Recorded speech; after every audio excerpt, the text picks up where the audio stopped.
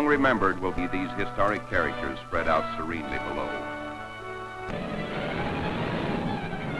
They strafed and dive-bombed and blasted with rockets one stronghold after another, taking and holding the initiative for our combined arms.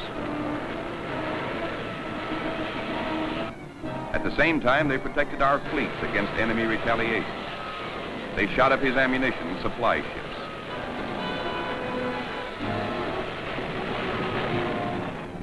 They intercepted his land-based attack planes and his big torpedo planes sent out to sink our ships or die.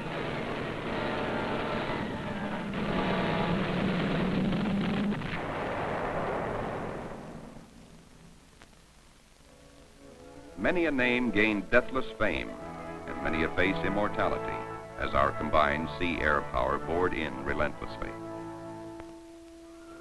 Air cover made it possible for our heaviest naval guns to be brought to bear where the going was roughest, to pound the Jap blockhouses and emplacements, to soften up places like Tarawa, Iwo Jima, and the Philippines. When the Marines went ashore, as they did repeatedly and without once flinching or failing, these places were no picnics. The beaches became shambles. The enemy had literally to be burned out of his burrows and rat holes.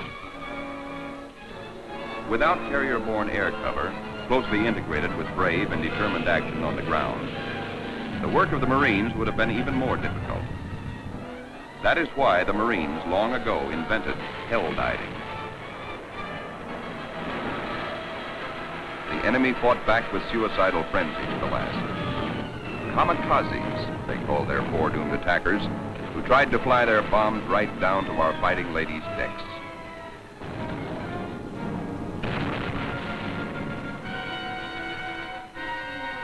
We shot them down in droves, but sometimes they reached their targets, and the wounds they inflicted were deep and painful.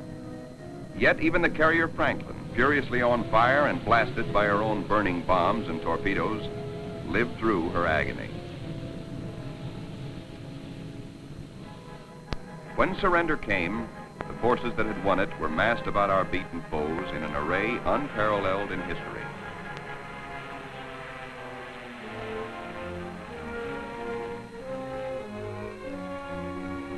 Now our gallant submarines could come up for air and stay up for cheers from all hands. Besides sinking more than 500,000 tons of enemy warships and nearly 5 million tons of enemy merchant shipping, the long-suffering, uncomplaining silent service had rescued from capture or death at sea no less than 504 Air Force and Navy aviators.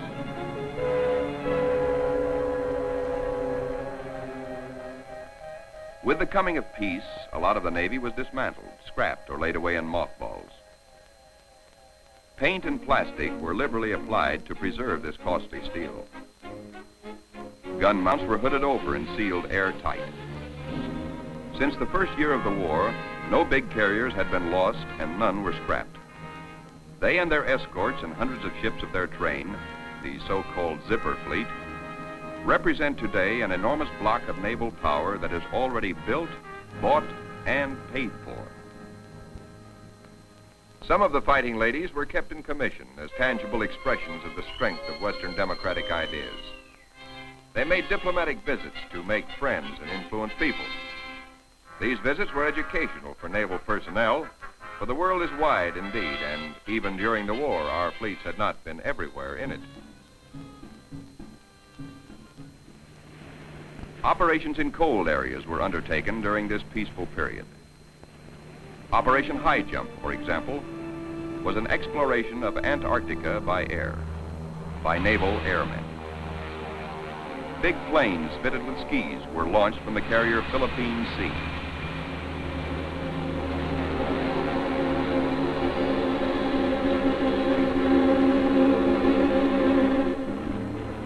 These Navy men, under pioneering Admiral Richard Byrd, learned much about polar flying, both with and without bases ashore. They studied how to survive not only on frigid land and ice packs, but also in frigid waters, where hitherto a man could live only 6 short minutes. To save flyers fallen into the sea, new rescue systems were evolved. When a carrier-borne pilot misses his landing, a benevolent flying egg beater will fish him out in a few minutes or even seconds.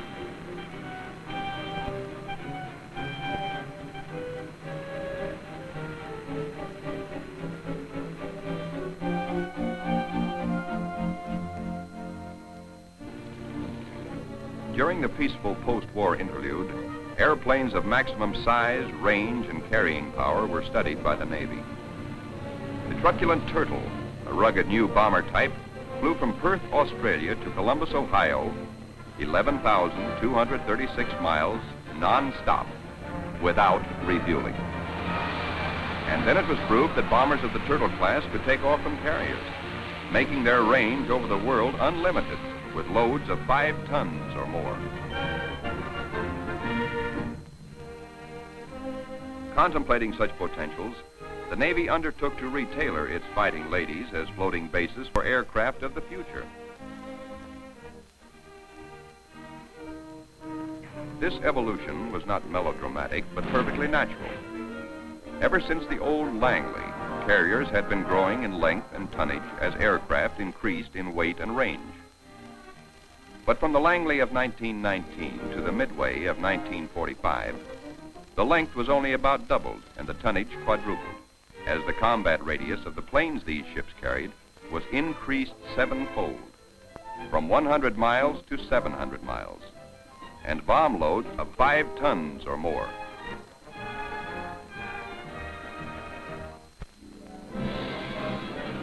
The world, instead of settling down after the war, became more topsy-turvy than ever. The force that was at work among mankind to keep the world off balance disturbed and dismayed men who sought stability and peace. So, the United States people, through their Congress, decided to overhaul and modernize their armed forces.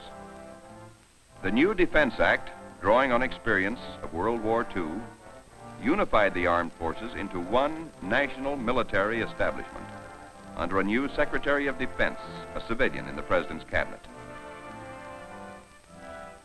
To the Army Air Force, it gave autonomy as just the Air Force, with specific tactical and strategic functions.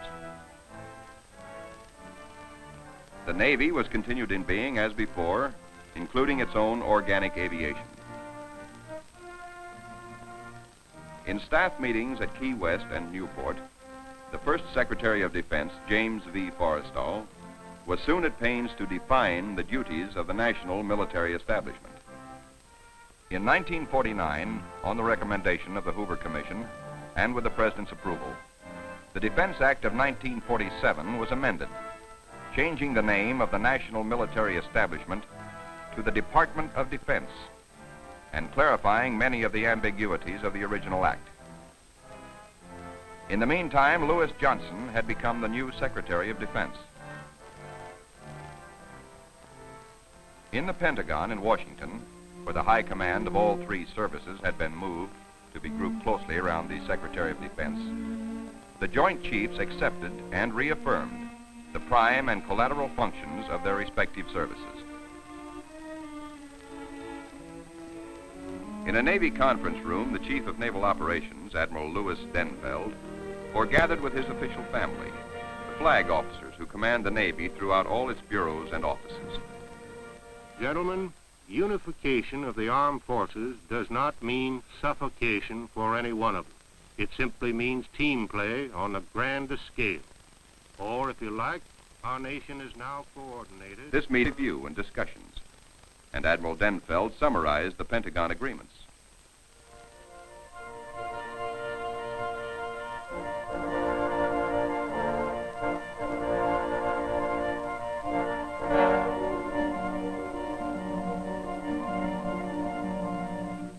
The continental United States, our homeland, must be protected against airborne attack, which might come from any direction. We like to think that we will have an outer perimeter of defense based on land, where we are equipped to detect an attacker and to rise and intercept him. More interceptors are poised on our mainland to fly out in force and join the interception. to keep war away from our people and our homes. The Panama Canal is a vital complex of our nation's lifelines.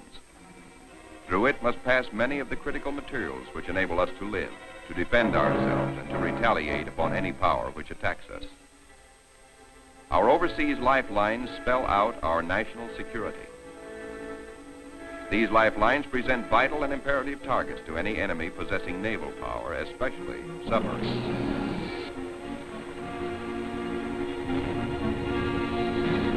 To destroy enemy naval power is a prime function of the Navy, and against a submarine menace, this means, first, that the Navy must watch over our lifelines with Navy-operated long-range patrol bombers based ashore. The range and endurance of these seaplanes is great to spot submarines as far from our homeland as possible. Today, these planes are marvelously equipped for search, with radar, sonic devices, and even radar-guided searchlights for night work. The patrol planes' range is, in fact, global, because they operate also from seaplane tenders, which can travel and function as base ships anywhere that water is navigable. Our long-range patrol bombers not only search out the enemy's home submarine bases, they also carry mines to trap the enemy close to his lair. The hunter-killer group, or a larger naval task force, must carry the attack to the sub-bases. Dive bombers do what they can to installations above ground.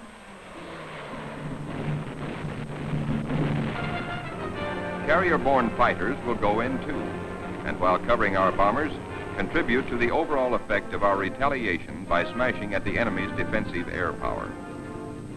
If the sub-base is too deeply dug in for light bombs to cripple, the task force should be equipped with carrier-based bombers whose missiles will be heavy enough to blast downward into underground submarine pens with ponderous pen busters. The big carrier bombers will also complete the mining job in the approaches to the enemy's submarine haven.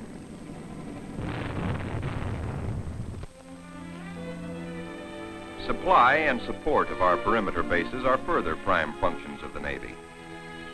To the outer bases, our supply convoys from the homeland must be guarded so that every arm of our national defense may be maintained there and held fast. Escort carriers with scout and bomber planes do this job.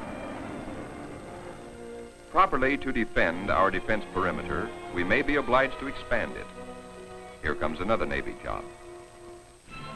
Amphibious assault will be necessary to take new beachheads with the Marines.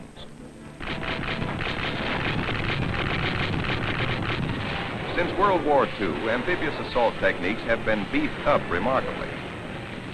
New landing craft with fierce firepower of their own. New methods for clearing beach obstructions.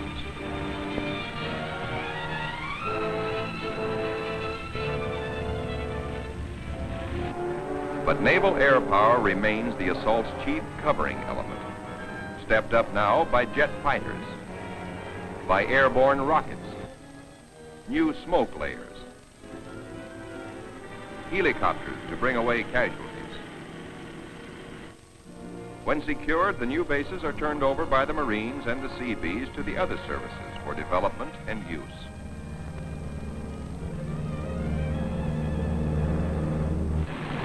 The pressure on our carrier-based naval air power now intensifies as we go over to the offensive. But we can take it. We can defend our seaborne air power under the enemy's very nose.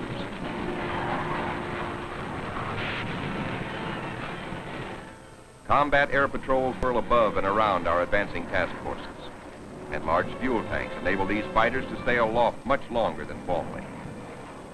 When an enemy strike at the fleet is signaled, jet fighters can take off from the carriers and in the space of seconds join combat far aloft, vectored into their target by radar. If attackers should get through our fighters, our canopy of anti-aircraft gunfire is heavier, faster, more impenetrable than ever before. Our latest radar gun controls can find any incoming bogies, high or low, and track them automatically for our guns, which are automatically aimed.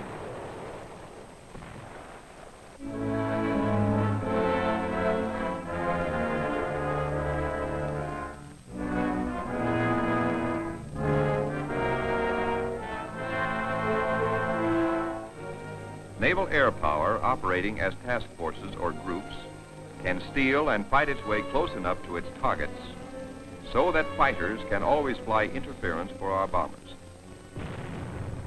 Seldom, if ever, will an enemy or a target be found whose defenses cannot be saturated by the hundreds of fighters a multi-element task group can launch. When saturation is complete, in go the bombers.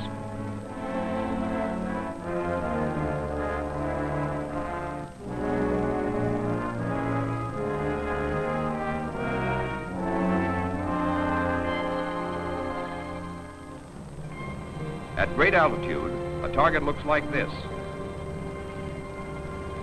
At low altitude, when a dive bomber pulls out, the same target looks like this. In high-level bombing, the vertical cone of bomb descent and the margins of possible error are somewhat wide. In low-level or dive bombing, the bomb cone and error margins are much narrower. Mobility is naval air power's most unique feature. A target of opportunity presents itself far away, so far that we may have no way of reaching it with fighter-escorted bombers, if at all, from any of our fixed forward bases. Naval air power possesses the mobility to move its bases with surprise, near enough to the target to strike. And this mobility makes for ubiquity. Even while the carrier-based bombers are making their strike, perhaps under cover of night, the carriers can move away from the enemy's search and retaliation. Protected by submarine watchdogs which throw off enemy pursuit and guide our planes back to the carriers, our elusive task force is soon ready to strike again, perhaps 1,500 miles and 2 days away. There will be many a target of highest priority, at longest range, most heavily defended. Naval air power can go much closer to almost any target than our nearest base for long-range, heavyweight attack. By a series of diversionary attacks, naval air power can draw off and dilute the target's mass defenses in the sector of approach. When our long-range, heavyweight attack arrives, naval air power will have weakened the approach defenses, and the naval air power present can then escort its big teammates to and from the high-priority target. It is the duty of the Navy to be ready on an instant's notice to defend our country in any emergency. Let us visualize an unlimited emergency. Let us send the entire Navy to general quarters, to battle stations. See what happens. In the Navy's heart, its communication center, the word is received.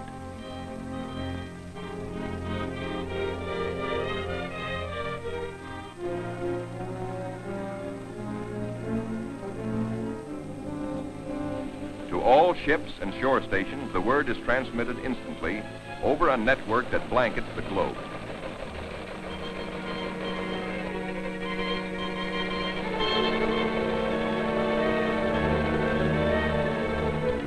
Aboard a task group flagship, when the word comes in through the headphones of a radio man, it has a special meaning. To the commanding admiral on his bridge, execution of Plan Orange means that his task group, far at sea, will proceed at once to strike a certain predetermined target. An order is prepared on the spot and approved by the task group commander, notifying all his skippers of the action in hand. The Admiral's Chief of Staff steps to the ship-to-ship telephone to alert the fleet. Tailgate, this is Kingfish. Message follows. Break. Plan Orange, effective immediately. X-ray. Will fuel destroyers. 1500 Tuesday. X-ray. Make high-speed approach to Point Yoke. And launch first strike at 0300 Wednesday. X-ray. Targets as assigned. in Annex Baker. X-ray. All commanders initiate action outlined in Annex Baker. Jukebox, gunfire. Acknowledged. Over. Throughout the task group, each ship's skipper has his crew piped to attention and passes the word to them personally over the squawk box system. The captain will talk to you. Good afternoon, officers and men. Sit down on deck, knock off all work. I have an important word for you. As they listen to their captain, officers and men realize that now, here, is the moment toward which all their training and practice have pointed. Tomorrow, the fighting ladies will strike. And this captain quotes his ship's motto, "He who strikes first." We can, we will, we must. Carry on. Now come preparations for battle, which could be performed only by men long trained in the operation of ships and planes together. Fleet tankers unlimber their hoses to refuel the lighter ships and to top off the carrier's huge reserves. The planes are armed with their bombs and torpedoes, mines, or rockets.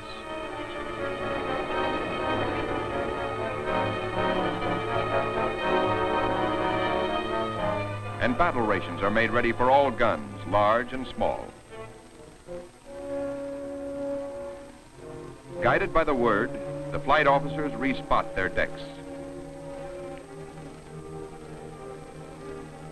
In their ready rooms, air pilots are briefed one final time about their targets.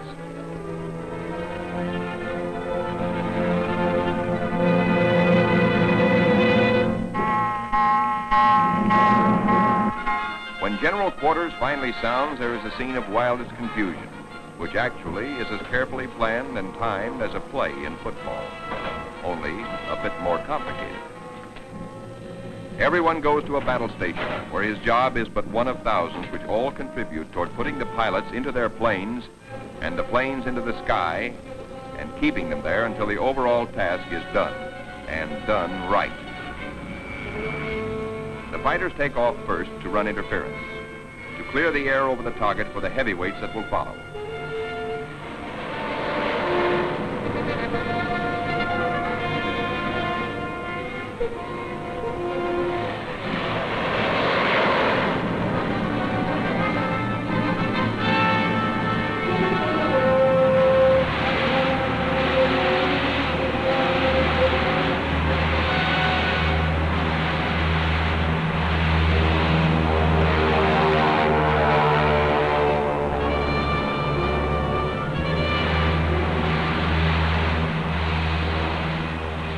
It is here that naval air power is supreme. Its bombers need never be without fighter escorts.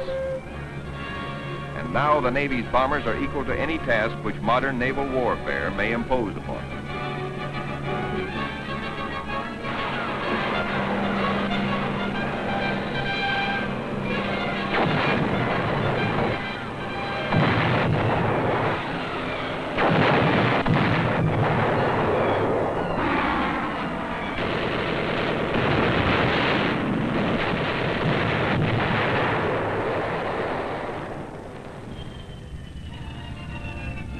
The strike is delivered, and our enemy has been punished where it hurts. The fighting ladies' birds return to roost, many miles from where they took off, at a rendezvous unguessable by the enemy.